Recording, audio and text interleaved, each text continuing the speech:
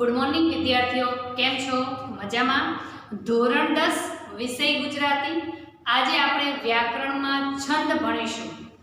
छंद एटले के साहित्यना मुख्य बे प्रकार छे, गद्य अने पद्य। पद्यमां एटले के जे कवि होय, साहित्यकार होय, ए पोतानी मनोसंवेदना जे शब्द रूपे व्यक्त करे छे અને ચોક્કસ માપ, યતિ અને ગણરચના મુજબ જેની રજૂઆત કરે છે તેને છંદ કહેવામાં આવે છે। પણ અહીં આગળ આપણે ટૂંકમાં જ એની વ્યાખ્યા સમજીશું કે છંદ કોને કહેવામાં આવે છે। ઓકે, તો ટૂંકમાં એની વ્યાખ્યા છે કે માધુર્ય સર્જવા માટે દરેક લીટીમાં અક્ષરોની ચોક્કસ પ્રકારની ગોઠવણી એટલે છંદ। શોર્ટમાં એની વ્યાખ્યા ખ્યાલ આવી ગઈ। જે પ્રથમ હું બોલી એની વ્યાખ્યા છે, પણ એ તમને કદાચ યાદ ન પણ રહે, પણ આ ટૂંકમાં મેં તમને વ્યાખ્યા કીધી કે કોઈ આપણને કહે કે છંદ એટલે શું, અથવા તો આપણને એક વાક્યના પ્રશ્નના જવાબમાં પૂછે કે માધુર્ય સર્જવા માટે દરેક લીટીમાં અક્ષરોની ચોક્કસ પ્રકારની ગોઠવણી એટલે શું, તો શું આવે? છંદ। આ છંદની વ્યાખ્યા છે। હવે છંદ છે એ બે પ્રકારના છે, ત્રણ પ્રકારના છે, પણ આપણે પાઠ્યપુસ્તકમાં બે પ્રકારના છંદ ભણવાના છે। કયા કયા બે પ્રકાર છે? તો અક્ષરમેળ છંદ અને માત્રામેળ છંદ। કયા છંદના બે પ્રકાર છે આપણે ભણવાના જે છે? એક છે અક્ષરમેળ છંદ અને બીજો છે માત્રામેળ છંદ। હવે તમને ખ્યાલ આવી ગયો હશે કે અક્ષરમેળ છંદ એટલે શું? તો જ્યાં અહીં આપણને વ્યાખ્યા લખેલી છે કે અક્ષરમેળ છંદમાં કાવ્ય પંક્તિના અક્ષરો ગણવામાં આવે છે। અક્ષરમેળ છંદ એટલે શું? કાવ્ય પંક્તિ જે આપી હોય છે એના અક્ષરો ગણવામાં આવે છે। હું તમને આ પ્રાથમિક સમજૂતી આપું છું, ત્યારબાદ આપણે શબ્દશઃ સમજીશું ને અક્ષરમેળ છંદ જેટલા પ્રકાર છે બધા સમજીશું, એટલે તમને સરળતાથી અક્ષરમેળ છંદ પણ આવડી જશે। આ જસ્ટ આપણે એની વ્યાખ્યા જોઈ લઈએ કે અક્ષરમેળ છંદમાં કાવ્ય પંક્તિના અક્ષરો ગણવામાં આવે છે અને એના અક્ષરો ગણી અને લઘુ ગુરુ ગણ રચના મૂકવામાં આવે છે। અને અક્ષરમેળ છંદમાં લઘુ અને ગુરુની નિશાની કઈ હોય છે? તો કે લઘુ એટલે યુ થાય છે, સમજી લેજો। અહીં આગળ માત્રા જે લઘુ ને ગુરુની છે ને એ જ ખાસ સમજવાની છે કે લઘુની નિશાની કઈ હોય છે? તો કે યુ, અને ગુરુની નિશાની કઈ હોય છે? તો આપણે માઈનસની જે નિશાની મૂકીએ છીએ એ ગુરુની નિશાની હોય છે। ખ્યાલ આવી ગયો કે અક્ષરમેળ છંદ એટલે શું? કે કાવ્ય પંક્તિ હોય એના અક્ષરો ગણવામાં આવે છે અને જ્યારે અક્ષરો ગણીએ ત્યારે એની લઘુ ગુરુની ગણ રચના કરવામાં આવે છે। આ આપણે પ્રાથમિક સમજૂતી મેળવી લે, ત્યારબાદ હું તમને લઘુ ગુરુની ગણ રચના કઈ રીતે ગણવાની એ શીખવાડીશ। પહેલા આપણે એની વ્યાખ્યા જોઈએ। એટલે લઘુની નિશાની જે છે એ શું થશે? યુ, અને ગુરુની નિશાની થશે હવે માઈનસ જેવી થશે।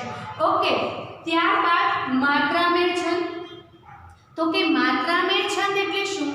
તો કે જે કાવ્ય પંક્તિમાં ફક્ત માત્રા મૂકવામાં આવે છે એને શું કહેવામાં આવે છે? માત્રામેળ છંદ। અહીં આગળ તમે જો લઘુ એટલે યુની નિશાની, ગુરુ એટલે માઈનસની નિશાની, તો માત્રામેળ છંદમાં લઘુ એટલે એક માત્રા થાય। અહીં આપણે શું નિશાની મૂકતા હતા અક્ષરમેળમાં? તો યુ, પણ માત્રામેળ છંદ આવે ને આપણને ખબર પડે કે લઘુ છે તો એની નિશાની નથી કરવાની માત્રામેળમાં, પણ માત્રા મૂકવાની છે। તો કેટલી આવે? એક માત્રા, એટલે આમ લીટો કરવાનો છે, એકડો કરવાનો છે કાવ્ય પંક્તિ આપી ને એની ઉપર। અને લઘુ ગુરુ કોને કહેવાય ને એ હું તમને આપી દઉં, પછી સમજાવી દઉં કે લઘુ ગુરુ શબ્દ કોને કહેવાય। પણ આપણને પહેલા વ્યાખ્યા ખ્યાલ હોવો જોઈએ કે અક્ષરમેળ છંદ શું અને માત્રામેળ છંદ શું છે। ઓકે, તો હવે ગુરુની નિશાની આપણને આપણે જોયું કે અક્ષરમેળમાં આપણે માઈનસ કરતા હતા, પણ માત્રામેળમાં ગુરુ એટલે બે નિશાની આવે, લઘુમાં એક અને ગુરુમાં બે। ઓકે, તો આને શું કહેવાય છે? લઘુ અને ગુરુ. માત્રા મૂકે એટલે એને માત્રામેળ છંદ કહેવામાં આવે છે. હવે કહે છે કે છંદના શાસ્ત્રમાં લઘુ ગુરુ એટલે શું? આપણે જોડણીનો નિયમ ભણી ગયા છે એટલે આપણને ખ્યાલ જ છે કે લઘુ ગુરુ કોને કહેવાય. હું બોલું છું એટલે તમને નવું લાગે છે, પણ હમણાં હું તમને સમજાવીશ એટલે તમને એવું થશે કે ના ના આ તો આવડે જ છે. તો છંદના શાસ્ત્રમાં હર્ષને લઘુ કહે છે. રસ્વય હોય ને એને લઘુ કહેવામાં આવે છે. રસ્વય અને રસ્વને છંદના શાસ્ત્રમાં લઘુ કહેવામાં આવે છે. લઘુ એટલે નાનું અને ગુરુ એટલે મોટું. ઓકે, ખ્યાલ આવી ગયો? તો કે છંદના શાસ્ત્રમાં હર્ષને લઘુ કહેવામાં આવે છે. તો કયા કયા છે? તો કે અ, નાનો ઈ, નાનો ઉ અને રૂ વગેરે હર્ષ છે એટલે લઘુ છે. યાદ રહી ગયું કે જ્યાં અ, નાનો ઈ, નાનો ઉ અને રૂ આવે છે તે હર્ષ છે. દાખલા તરીકે આપણને ઉદાહરણ આપીએ તો ખબર પડે ને. તો કે દાખલા તરીકે ક, તો જ્યાં અનું ઉચ્ચારણ થતું હોય ને એ હંમેશા લઘુ જ હોય એટલું યાદ રાખવું. ક તો પાછળ અનું ઉચ્ચારણ થાય છે તો એ લઘુ છે. અહીં રી તો આપણે જોયું કે રસ્વય છે, તો આપણે જોડણીના નિયમમાં શીખી ગયા છે કે જ્યાં રસ્વય આવતી હોય, રસ્વ આવતો હોય, કયો અક્ષર હોય? લઘુ હોય એટલે કે નાનો હોય છે. રૂ, ત્યારબાદ શ્રુ અને પ્ર. પ્રની પાછળ પણ આપણે અનું ઉચ્ચારણ કરીએ છીએ માટે લઘુ અક્ષર છે. ખ્યાલ આવી ગયો કે અ, નાનો ઈ, ઉ અને રૂ અને પ્રનું ઉચ્ચારણ જ્યાં થતું હોય છે મીન્સ કે જ્યાં અ ઉચ્ચારાય છે તે લઘુ અક્ષરો છે એટલે કે હર્ષ અક્ષરો છે. જો છંદ શીખવા હોય તો લઘુ ગુરુ યાદ રાખવા પડશે. છંદના શાસ્ત્રમાં દીર્ઘને ગુરુ કહે છે. છંદના શાસ્ત્રમાં દીર્ઘ જે હોય છે એને ગુરુ કહેવામાં આવે છે. દીર્ઘ એટલે લાંબુ મોટું, આપણને ખ્યાલ જ છે કે દીર્ઘ એટલે એને મોટું એટલે કે ગુરુ કહેવામાં આવે છે. તો એવા કયા કયા છે? તો કે આ, મોટો ઈ, મોટો ઉ, એ, ઐ, ઓ અને ઔ. આ જેટલા શબ્દો છે, સ્વર છે, એ બધા શું છે? દીર્ઘ છે માટે ગુરુ છે. અને જો આવી રીતે આપેલું હોય અને અક્ષરમેળ છંદ હોય તો આપણને ઓ આપ્યો ને તો આપણને ખબર પડી જોઈએ કે અક્ષરમેળ છે તો અહીંયા આગળ ઓમાં ગુરુની નિશાની આવે અને જો કદાચ ક આપેલો હોય તો લઘુની નિશાની હોય. પણ જો માત્રામેળ છંદ હોય તો અહીંયા આગળ આમ બગડો આવે અને જો કદાચ આ આપેલું હોય રૂ તો શું આવે? એક આવે.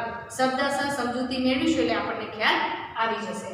તો કે આ, મોટો ઈ, મોટો ઉ, એ, ઐ, ઓ અને ઔ આટલા દીર્ઘ છે એટલે ગુરુ અક્ષરો છે એવું આપણે કહી શકીએ છીએ. તો કે કેવા કેવા શબ્દો આવે એમાં? તો કે દાખલા તરીકે જા, વે, ની, દે, લઈ, લો, લુ વગેરે દીર્ઘ છે. જોજો અહીંયા આગળ એટલે જ્યાં મોટો ઉ છે તો એ બધાને શું કહેવામાં આવે છે?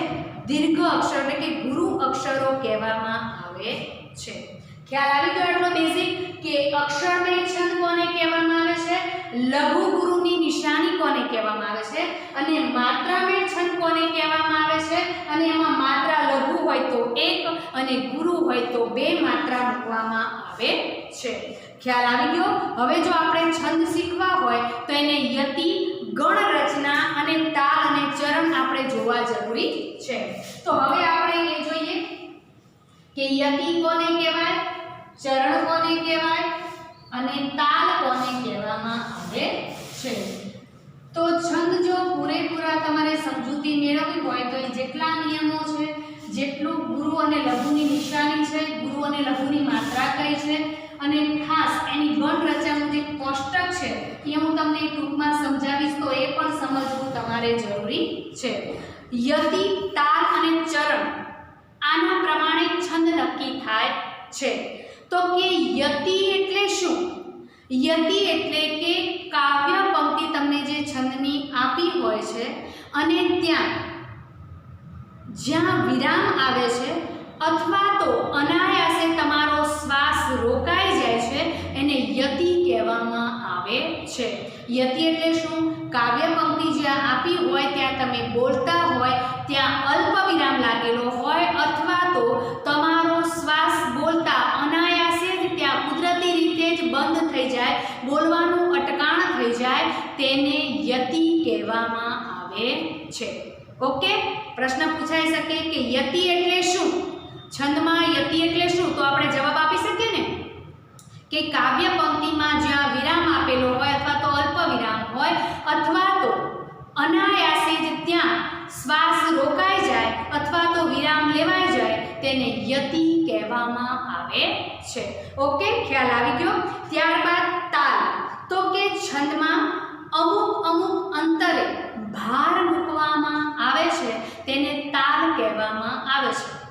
આપણે કોઈ પણ સંગીત હોય કે કોઈ પણ કાવ્ય રચના હોય ને તો કોઈ એવો સંવાદ એમાં તો વીરરસથી સભર હોય ને એમાં તો તાલ વારંવાર આવે. તો કે તાલ એટલે કે છંદમાં અમુક અક્ષરો પર જે ભાર મૂકવામાં આવે છે ને તેને તાલ કહેવામાં આવે છે.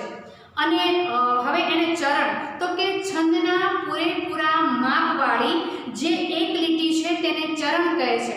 છંદનું પૂરેપૂરું માપ હોય જેને નિયમ લાગુ પડતા હોય તે, તો એના પૂરેપૂરા માપવાળી જે એક લીટી છે એને ચરણ કહેવામાં આવે છે. અથવા તો અલ્પ વિરામ જ્યાં સુધી લાગ્યું હોય એને ચરણ કહેવાય. અહીં આગળ આ પહેલી પંક્તિ છે, અહીં આગળ લખ્યું હોય જાગને તું જાડવા, પછી અલ્પ વિરામ આવે, બરાબર? તો આ એક ચરણ થયું. કૃષ્ણ ગોવાળિયા, તો આ બીજું ચરણ થયું. ખ્યાલ આવ્યો કે છંદના પૂરેપૂરા માપવાળી એક લીટી હોય એને ચરણ કહેવામાં આવે છે. ઓકે, તો હવે લઘુ અક્ષરો ગુરુ ક્યારે બને એનો પણ નિયમ છે કે લઘુ અક્ષરો ગુરુ ક્યારે બને? તો કે લઘુ અક્ષર હોય અને એના પછી જો જોડિયો અક્ષર હોય તો લઘુ અક્ષર ગુરુ બને. તો હવે અહીં આગળ જોઈએ આપણે એનો નિયમ આપણે ખાસ યાદ મૌખિક જ રાખી લેવાનો છે એટલે તમને છંદમાં જરા પણ મુશ્કેલી પડે નહીં. કે લઘુ અક્ષર ગુરુ ક્યારે બને? તો બહુ બધું અંદર નિયમની રીતે આમ ને તેમ સરળ હોય તો એ જ યાદ રાખવાનું કે લઘુ અક્ષર ગુરુ ક્યારે બને? તો કે ભાઈ લઘુ અક્ષર હોય એની પાછળ જોડિયો અક્ષર હોય તો એના થડકારના હિસાબે લઘુ અક્ષર અહીંયા આગળ ગુરુ બની જશે. બાકી તમે જોયું કે આ રસ્વઈ છે તો એ શું કહેવાય? લઘુ કહેવાય. પણ આ શિષ્ય, બરાબર ને, શિષ્ય છે એ જોડિયો અક્ષર છે માટે સી જે છે લઘુ હોવા છતાં પણ ગુરુ બની જાય છે. પરંતુ ઘણા એવી ભૂલ કરે છે કે અહીંયા આગળ પછી આ જોડિયો રહે ને ગુરુ માને છે, પણ ના, પાછળ અનું ઉચ્ચારણ થાય છે એટલે આગળ શું બની જશે? લઘુ ને લઘુ જ રહેશે. ફરીવાર તમને સમજાવું.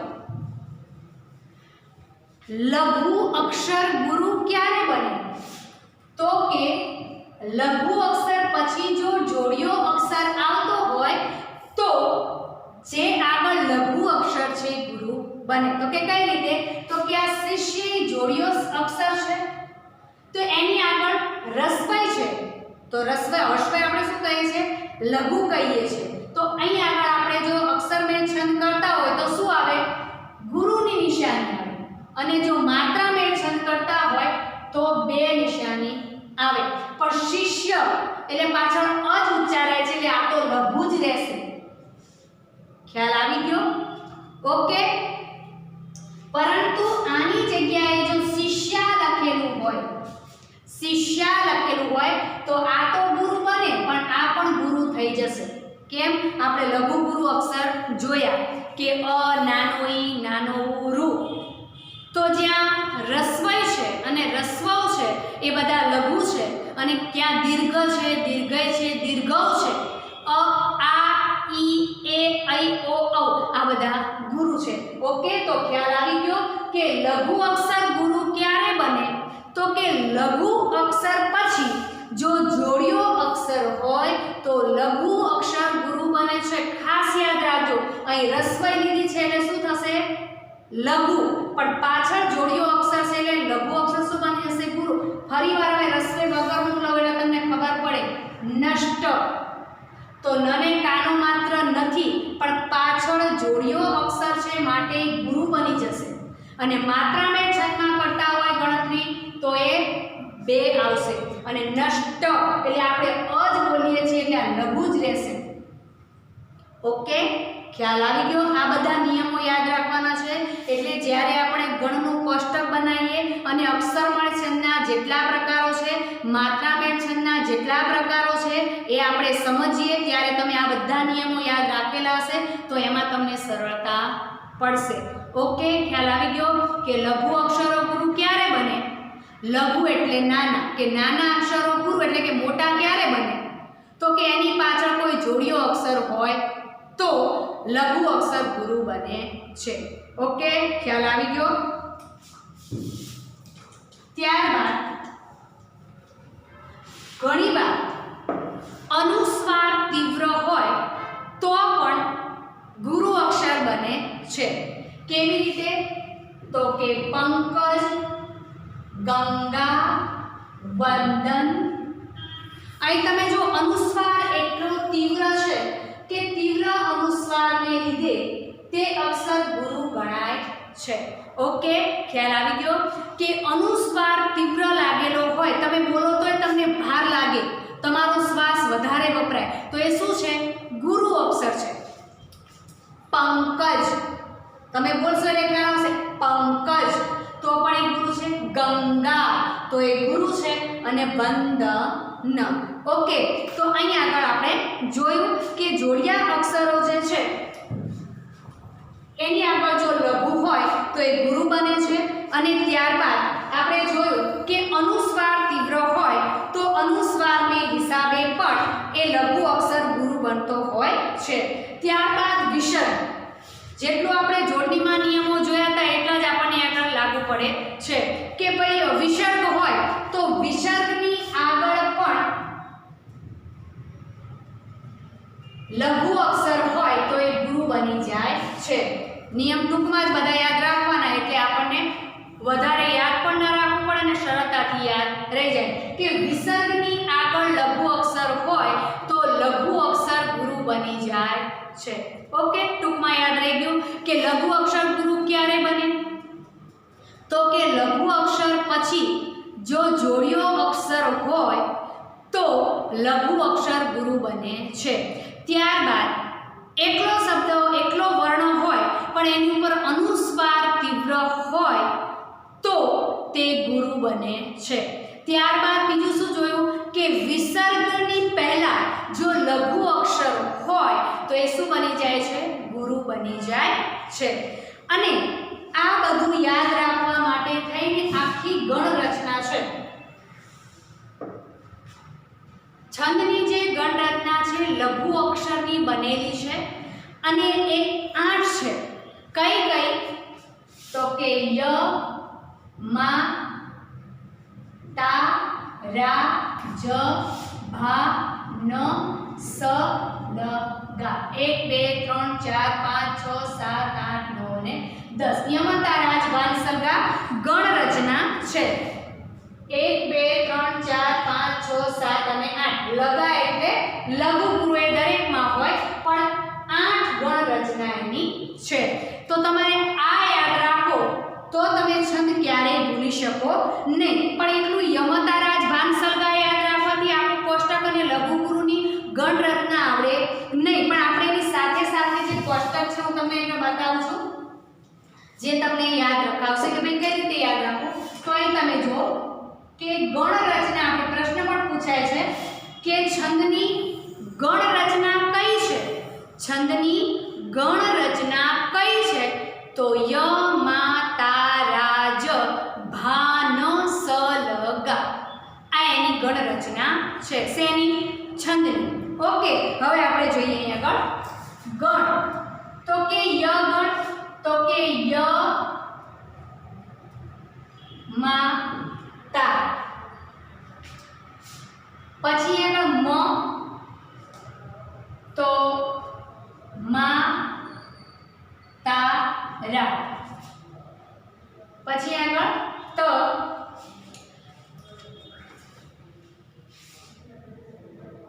તારા, જ. પછી આગળ ર, રાજ ભા. પછી આગળ જ ગણ છે, જ ભા ન. પછી આગળ બ, ભા ન સ. પછી ન, ન સ લ. પછી આગળ છે સ ગણ, સ લ ગા. પછી છે લ ગણ, તો અહીંયા આગળ થશે લઘુ અને ગ એટલે ગુરુ. તો અહીંયા આગળ આપણે જોઈએ ગણ કયા છે તો કે ય ગણ. પછી આપણે લઘુ ગુરુ કર્યું છે, લઘુ ગુરુ ગણ રચના. તો આ જે છે એ ગણ છે અને આ છે લઘુ ગુરુ ગણ રચના છે. ગણ રચના પ્રમાણે ઉદાહરણ તમે મૂકી અને અહીંયા આગળ લખી શકો. અહીં ધારો કે આપણે ઉદાહરણ લઈ લે, તમને ખ્યાલ આવે કે કદાચ પરીક્ષામાં આપણે આવે તો આપણે કઈ રીતે લખી શકીએ. તો અહીંયા આગળ છે જશોદા, ત્યારબાદ આકાંક્ષા, ત્યારબાદ આકાશ, ત્યારબાદ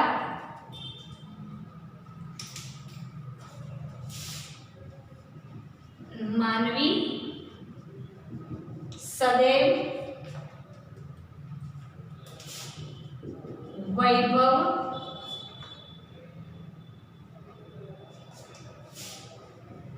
મિનિટ,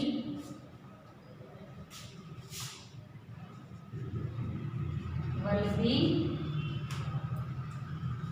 અને અહીંયા આવશે લઘુ અને ગુરુ. હવે અહીં આગળ આપણે જોઈએ કે આપણે આટલું યાદ રાખવાનું કે યમતા રાજ ભાન સલગા એટલે આપણને આ ગણ રચના આ જે છે ને એ યાદ રહે છે. કેમ તો આપણે જ્યારે છંદના ત્રણ ત્રણ શબ્દ પરિરૂપ લઈને આપણે છંદ ઓળખવાનો છે. કારણ કે યમતા રાજ ભાન સલગા, ધારો કે આપણને આવું આપ્યું હોય કે જશોદા, તો આપણને ખબર પડી જવી જોઈએ કે જ એટલે પાછળ શું છે, અ કાનો માત્ર છે નહીં, તો એ શું આવશે લઘુ. તો આપણે ચિહ્ન જોઈએ કે આપણે ચિહ્ન કરીએ તો આ શું થશે લઘુ. જશોદા તો શું આવશે અહીંયા આગળ ગુરુ ગુરુ. તો અહીંયા આગળ શું આવશે, અહીં ગણ રચનામાં શું છે તો કે ભાઈ ય છે, બરોબર. ત્યારબાદ આકાંક્ષા, તો આ એટલે ગુરુ, કા એટલે ગુરુ, અહીં ગુરુ. તો કે ગુરુ ગુરુની નિશાની કયા ગણમાં આવે છે તો કે મ ગણમાં આવે છે. ત્યારબાદ તા રા જ, તો આપણને ઉદાહરણ આપ્યું છે કે આકાશ. આ તો આવડે ને, આ આવડે ને તો આમાંથી ગમે તે ઉદાહરણ આપે ને છંદમાં તમને ઓળખવાનું કે તો આવડે છે. પણ પહેલા યમતા રાજ ભાન સલગા આટલું યાદ રાખવું જરૂરી છે. અને લઘુ ગુરુ ક્યારે આવે એ આવડે તો તમને ક્યારેય છંદ સમજવામાં ભૂલ પડે નહીં. તા રા જ આકાશ, તો આ છે તે ગુરુ, કા છે તે ગુરુ અને શ સ અનું ઉચ્ચારણ પાછળ છે એટલે શું આવશે લઘુ. તો હવે કે છે કે ગુરુ ગુરુ લઘુ એટલે શું આવશે ગુરુ ગુરુ લઘુ એટલે શું આવશે અહીંયા આગળ ત ગણ. ઓકે. રા જ ભા, તો અહીંયા આગળ છે આપણે લીધું છે માનવી, તો કે ગુરુ લઘુ અને ગુરુ, તો કે શેમાં આવશે તો કે ર ગણમાં. ત્યારબાદ છે જબાન, તો કે શું છે તો કે લઘુ ગુરુ લઘુ, તો કે શેમાં આવે છે તો કે જ ગણમાં. ત્યારબાદ ભા ન સ, આપણને આપ્યું કે વૈભવ, કોઈ પણ પંક્તિની આખી પંક્તિ જ આપેલી હોય છે, કોઈ એક શબ્દ આપેલો છંદમાં હોતો નથી, આખી પંક્તિ જ હોય છે. પણ આપણને આ ત્રણ ત્રણ અક્ષરોનો સમૂહ કરીને જ આપણે છંદ ગણ રચના ઓળખવાની હોય છે, એટલું તમે યાદ રાખી લો. માટે આપણે ત્રણ ત્રણનું માપ કરીએ છીએ અને આ રચના આપણે યાદ રાખીએ છીએ કે આ રીતે કરવાનું હોય છે લઘુ ગુરુ ગુરુ. તો એ શેમાં આવે છે તો કે યમાં, પછી આ કે ગુરુ ગુરુ ગુરુ શેમાં આવે છે? તો કે મ માં. તો કે ગુરુ ગુરુ લઘુ શેમાં આવે છે? તો કે ત ગણમાં. એટલે આ રચના યાદ રાખવી ખૂબ જ જરૂરી છે. ત્યારબાદ ગુરુ લઘુ લઘુ તો કે શેમાં આવે છે? તો કે ભ ગણ રચનામાં આવે છે. ત્યારબાદ છે ન સ લ તો કે લઘુ લઘુ લઘુ શેમાં આવે છે? તો કે ન માં. ત્યારબાદ સ લ ગા એમાં છે હ લ ભી તો થશે લઘુ લઘુ અને ગુરુ. તો કે શેમાં આવે છે? તો કે સમા અને પછી લઘુ ગુરુ તો છે. પણ જો તમારે છંદ રચના શીખવી હોય, છંદ ક્યારે ભૂલાવા દેવા ન હોય તો આ કોષ્ટક આખું યાદ રાખવું જરૂરી છે. યમા તારાજ ભાન સલગા આટલું યાદ રાખી લો અને યાદ રાખી લો કે રસ્વઈ એટલે શું થશે? લઘુ અને દીર્ઘ અને કાનો માત્ર લાગેલો હોય એ ગુરુ હોય છે. તો આટલું તમે યાદ રાખી લો એટલે છંદ ક્યારેય ભૂલાતા નથી. આમાં યમતારાજ ભાનસલામાં યમાતા લખેલું છે, અહીંયા આગળ એવું જશોદા છે, અહીં માતારા લખેલું છે, એવું જે આગળ આકાંક્ષા લખેલું છે. તમને ઉદાહરણ આપીને, કારણ કે આપણે છંદમાં આવી રીતે 3 શબ્દ લેવાના હોય છે, 3 વર્ણ આકાશ. તો આવી રીતે છંદની માપ સંખ્યા હોય છે કે 3 લઈને તમારે ઓળખવાના હોય છે. તારાજ તો આકાશ, ગુરુ ગુરુને લઘુ, ગુરુ ગુરુને લઘુ. રાજભા તો માનવી તો કે ગુરુ લઘુ ગુરુ તો માનવીમાં પડે છે ગુરુ લઘુ ગુરુ. ખ્યાલ? આટલું બે તમે યાદ રાખી લો અને પછી હું તમને હમણાં જે શીખવાડું છું કે કઈ રીતે એને ઓળખવાના છે, માત્રામેળ અને અક્ષરમેળ. તો આટલું તમે ઓળખી લો. આટલો ટોપિક યમતારાજ ભાનસલગા આને જવા દો, તમે ખાલી આમાં શીખી લો કે યમતારાજ ભાનસલગા. લઘુ ગુરુની નિશાની તમે શીખી લો એટલે છંદ તમે ક્યારેય ભૂલો નહીં. પણ ખાસ યાદ એ રહેવું જોઈએ કે લઘુ અક્ષર કયો છે અને ગુરુ અક્ષર કયો છે એ આપણને ખ્યાલ હોવો જોઈએ. અને લઘુ અક્ષર ગુરુ ક્યારે બને છે એ આપણને ખ્યાલ હોય તો આપણે છંદ આસાનીથી યાદ રાખી શકીએ છીએ અને ક્યારેય ભૂલતા નથી. એ રીતે આપણને છંદ યાદ રહી જાય છે. ઓકે, તો ખ્યાલ આવી ગયો કે આ કોષ્ટક તમારે યાદ રાખી લેવાનું છે. સૌ પ્રથમ તો એક જ વસ્તુ યાદ રાખવાની છે કે યમતારાજ ભાનસલગા. શું યાદ રાખવાનું છે? યમતારાજ ભાનસલગા. પછી યમાતા કરવાનું, માતારા, તારાજ, રાજભા, ભાનસ, નસલ, સલગા, લગા. ઓકે, લઘુ ગુરુની માત્રા શીખી લેવાની છે એટલે છંદ તમને આસાનીથી યાદ રહી જશે. છંદ ક્યારેય ભૂલશો નહીં. 10મામાં તો ઠીક, ઇવન ગમે તે કોમ્પિટિટિવ એક્ઝામમાં તમે જાઓ તો છંદનો ગમે તે પ્રશ્ન તમારે આવે ને તોય તમે ક્યારેય મુશ્કેલીમાં મુકાવ નહીં, જો તમે આ વ્યવસ્થિત યાદ કરી લો તો. ઓકે, હવે આ બધા નિયમો આપણે જોઈ લીધા, કારણ કે છંદ શીખવા માટે એના જે નિયમો છે એ યાદ રાખવા જરૂરી છે. કારણ કે આ એનું જે કોષ્ટક છે એ જ એનો મેઇન આધાર છે. જો તમને લઘુ ગુરુની ખબર પડતી નથી અને ગણ રચના યમતારાજ ભાનસલગાની ખબર પડતી નથી તો તમને છંદ યાદ રહેશે નહીં. યમતારાજ ભાનસલગા ખાસ તમારે યાદ રાખી લેવાનું છે.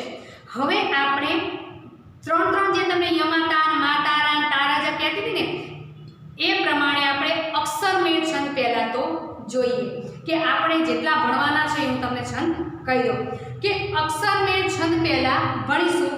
એમાં છે આપણે મંદાક્રાંતા, શિખરિણી, પૃથ્વી, શાર્દુલ વિક્રીડિત, મનહર, અનુષ્ટુપ, સ્ત્રંગધરા, વસંતિકા અને ઇન્દ્રવજ્રા.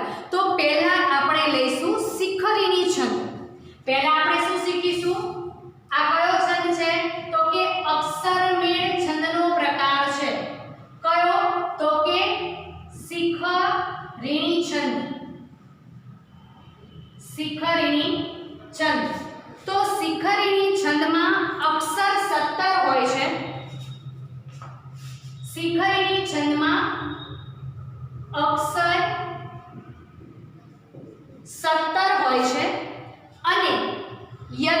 છઠ્ઠા અને 12મા અક્ષરે, યતિ છઠ્ઠા અને 12મા અક્ષરે હોય છે. એનું બંધારણ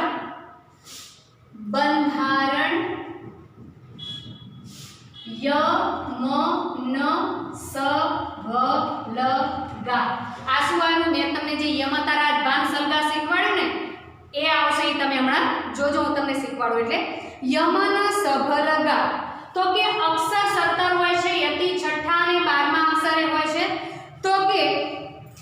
તો કઈ રીતના ખબર પડે? તો અહીંયા આગળ આપણે એક કાવ્ય પંક્તિ લખીએ કે અમારા એ દાદા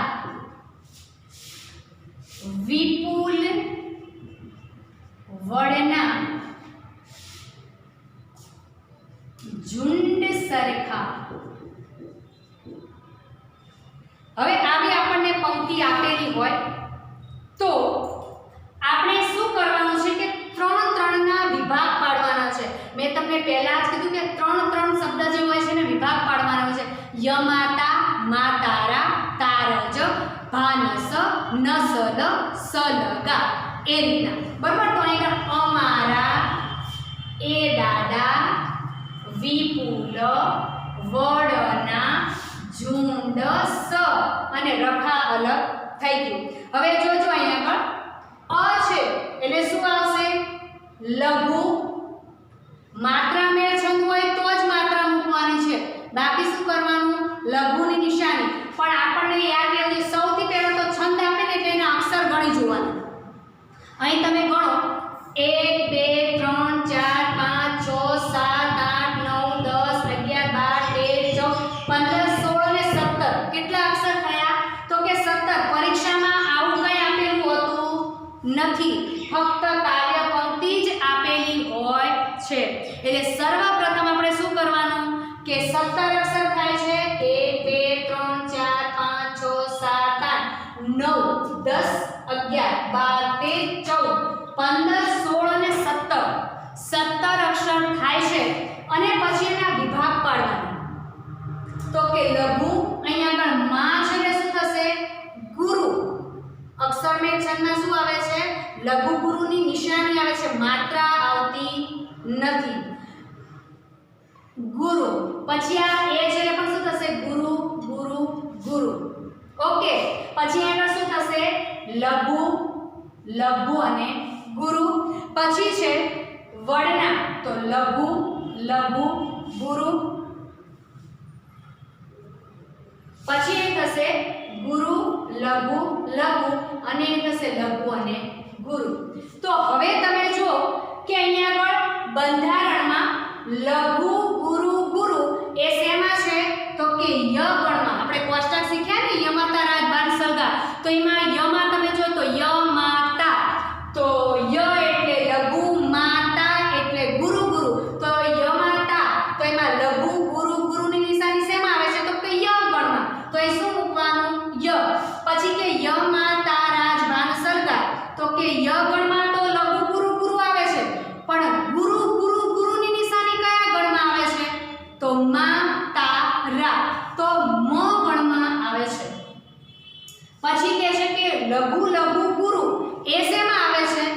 તો કે ન ગણમાં આવે છે. લઘુ લઘુ ને ગુરુ, તો શું આવશે અહીંયા આગળ? ન. પછી લઘુ લઘુ ગુરુ, તો અહીંયા આગળ જે છે અહીંયા આગળ ત્રણેય લઘુ લઘુ થશે. ન માં લઘુ લઘુ લઘુ આવશે. ન સ લ. યમતા રાજ ભાન સલગામાં ન સ લ એટલે શું થશે? લઘુ લઘુ અને લઘુ. અહીંયા આગળ સ માં આવશે સ લ ગા. યમતા રાજ ભાન સલગામાં આપણે જોયું હતું ને કે લઘુ લઘુ ગુરુની નિશાની કેવી રીતે આવે છે? તો કે સ લ અને ગા. તો લઘુ લઘુ અને ગુરુ. પછી આપ્યું છે આપણને ભ ન સ. અહીંયા આગળ તો અહીંયા આગળ આપણે જોયું કે ઝુંડ, તો એટલે ગુરુ લઘુ અને લઘુ. તો એમાં શું આવે છે? તો કહે છે કે ભ ગણ અને અહીંયા આગળ લઘુ અને ગુરુ. ઓકે, ખ્યાલ આવી ગયો કે અક્ષર મેળ છંદમાં કેવી રીતે આવે? તો કે અક્ષર મેળ છંદમાં લઘુ અને ગુરુ માત્રા ગણ ગણી અને ગણ રચના મૂકીએ અને યમતા રાજભાન સલગા આવડે એટલે અક્ષરમેળ છંદ આવડે છે. 4 છંદ એવા છે: શિખરિણી, મંદાક્રાંતા, હરિણી અને પૃથ્વી. પણ હરિણી આપણે નથી એટલે આપણે કયા શીખવાના છે? શિખરિણી, મંદાક્રાંતા અને પૃથ્વી.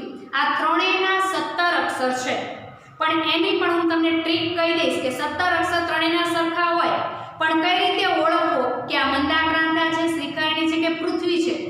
પણ ત્રણ શીખી લે પછી હું કહીશ કે કઈ રીતે તમે યાદ રાખશો કે 17 અક્ષર છે પણ આ શિખરિણી છે, આ મંદાક્રાંતા છે, પૃથ્વી છે. તો ખ્યાલ આવી ગયો આમાં તમને? આનું આપણે બીજું ઉદાહરણ છે કે ભાઈ અસત્યો માહેથી પ્રભુ પરમ સત્ય તું લઈ જા. બરાબર? પરંતુ ઉદાહરણ તો અઢળક હોય પણ આપણને પહેલા નિયમ ખ્યાલ હોવો જોઈએ. તો શિખરિણીમાં આપણે જોયું કે 17 અક્ષર છે. 17 અક્ષરમાં એનું જે યતિ છે, રોકાણ છે, એ 6ઠ્ઠા અને 12મા અક્ષરે છે અને એનું બંધારણ જે છે એ ય મ ન સ ભ લ ગા છે. અને કઈ રીતે યમન સબલગા આવે એ પણ આપણે 3 અક્ષરો ડિવાઈડ કરીને પછી જોયું. પણ ક્યારે આવડશે? જ્યારે આપણે એની ગણ રચના કોષ્ટક જે છે ય માતા રાજ ભાન સલગા, આ કોષ્ટક યાદ રાખીશું ને લઘુ ગુરુની જે નિશાની છે યાદ રાખીશું. ત્યારબાદ વારંવાર કહું છું કે લઘુ અક્ષર ગુરુ ક્યારે બને એ નિયમ ખ્યાલ હોય તો આપણને છંદ બરાબર આવડે. ઓકે. અને આપણે લઘુ ગુરુ ક્યારે બને આપણે જોયું હતું. તો શું હતું? ફરીવાર તમને યાદ દેવરાવી દઉં કે લઘુ અક્ષર ગુરુ ક્યારે બને છે? તો કે લઘુ અક્ષર પછી જોડિયો અક્ષર હોય તો જોડિયા અક્ષરની આગળનો લઘુ અક્ષર ગુરુ બની જાય છે. ત્યારબાદ અનુસ્વાર તીવ્ર હોય તો પણ લઘુ અક્ષર ગુરુ ગણાય છે અને વિસર્ગની આગળનો અક્ષર લઘુ હોય તેમ છતાં પણ ગુરુ ગણાય છે. ઓકે. અને આપણે કોષ્ટક જોયું, શિખરિણીનું ઉદાહરણ જોયું. હવે આપણે મંદાક્રાંતાનું ઉદાહરણ જોઈએ. મંદાક્રાંતા અક્ષરમેળ છંદમાં મંદાક્રાંતા છંદ અક્ષર તો કે 17 શિખરિણીની જેમ જ આના 17 અક્ષર છે. બંધારણ છે મ ભ ન ત ત ગા. મ ભ ન ત ત ગા ગા બે વાર ગા આવશે. એની યતિ છે. યતિ એટલે તમને ખબર છે જ્યાં રોકાણ થાય છે, વિરામ લેવાય છે, એને યતિ કહેવાય છે. મંદાક્રાંતામાં અક્ષરો શિખરિણીની જેમ 17 જ હોય છે. બંધારણ તો કે મ ભ ન ત ત ગા ગા. યતિ એટલે કે જ્યાં રોકાણ થાય છે, વિરામ થાય છે, શ્વાસ રોકાઈ જાય છે એક ક્ષણભર માટે તો એને યતિ કહે છે. તો યતિ ક્યાં આવશે? તો કે 4થા અને 10મા અક્ષરે આવશે. તો આપણે જોઈએ રે પંખીડા સુખથી ચણજો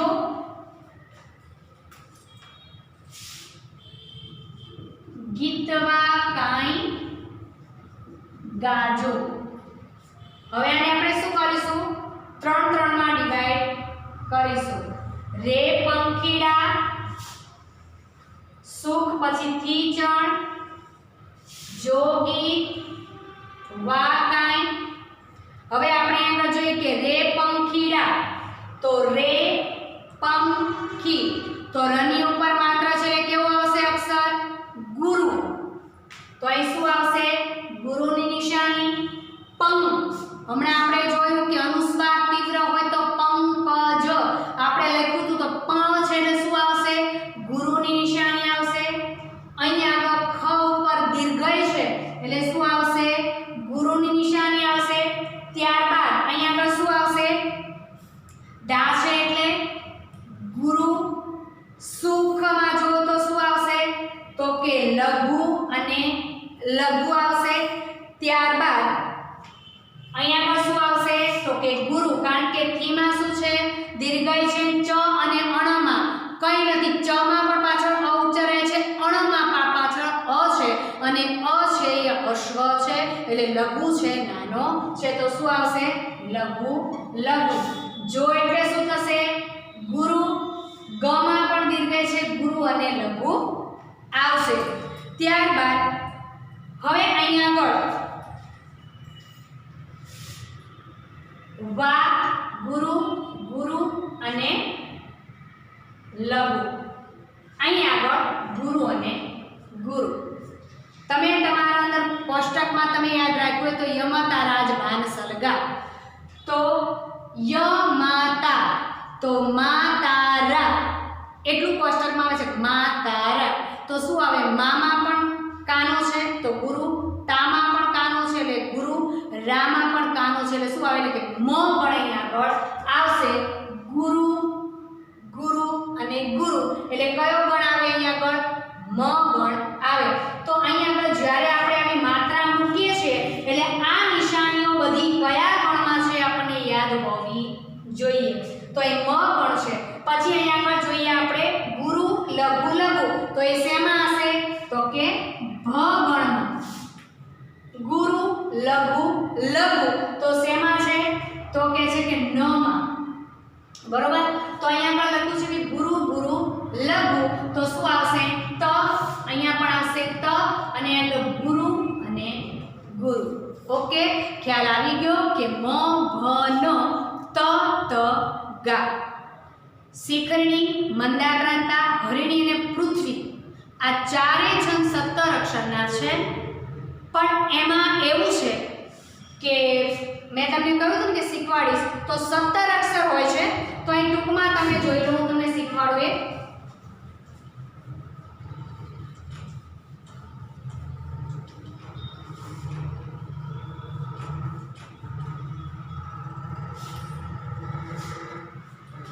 કે મંદાક્રાંતામાં પણ 17 અક્ષર હોય છે, શિખરણીમાં પણ 17 હોય છે, હરિણીમાં પણ 17 હોય છે અને પૃથ્વીમાં પણ 17 હોય છે।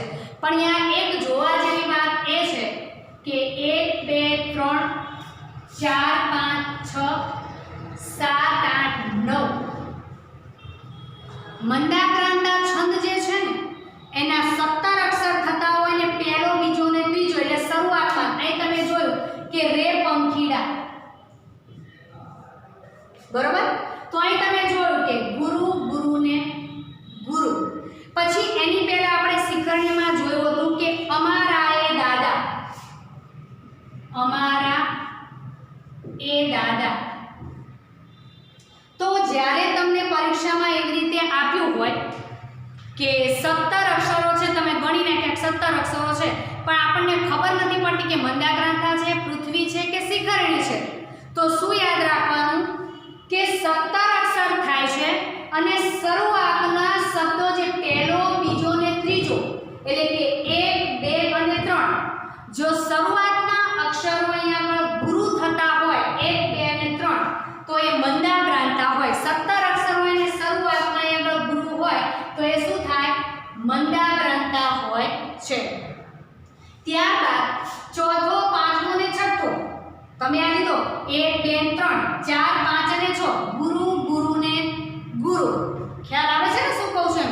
અક્ષર તમે ગણી લીધા કે 17 છે, પણ હવે ખ્યાલ નથી આવતો કે શિખરણી, મંદાક્રાંતા છે કે પછી પૃથ્વી છંદ છે, તો શું લેવાનું છે કે આપણને આખું આ ઉદાહરણ આપ્યું છે તો આપણે 17 અક્ષર ગણી લીધા, પણ શરૂઆતમાં જો ગુરુ, ગુરુ, ગુરુની નિશાની હોય પહેલા અને બીજા અને ત્રીજો એટલે 3 3 ના પાઠ આપણે પડે 1 2 3 ગુરુ, ગુરુ ને ગુરુ હોય એટલે શું હોય મંદાક્રાંતા હોય। અને ચોથો, પાંચમો ને છઠ્ઠો વર્ણ આ ત્રણેય જો ગુરુ હોય તો એ શિખરણી હોય છે।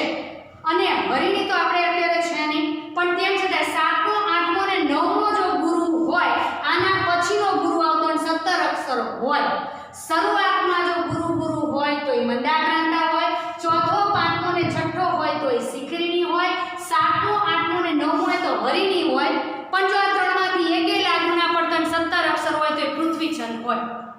ખ્યાલ આવી ગયો? આ ત્રણેય નિયમમાંથી એકે 17 અક્ષરમાં લાગુ છંદ હોય છે. તો અહીં આગળ આપણે છંદની આટલી સમજૂતી મેળવી, નિયમો જોયા, એની વ્યાખ્યા જોઈ અને અક્ષરમય છંદના આપણે 2 ઉદાહરણો જોયા. અહીં આગળ આપણે અડધી સમજૂતી રાખીએ છીએ. નેક્સ્ટ લેક્ચરમાં આપણે પાર્ટ 2 માં આપણે વધારે સમજૂતી છંદની મેળવીશું. અસ્તુ.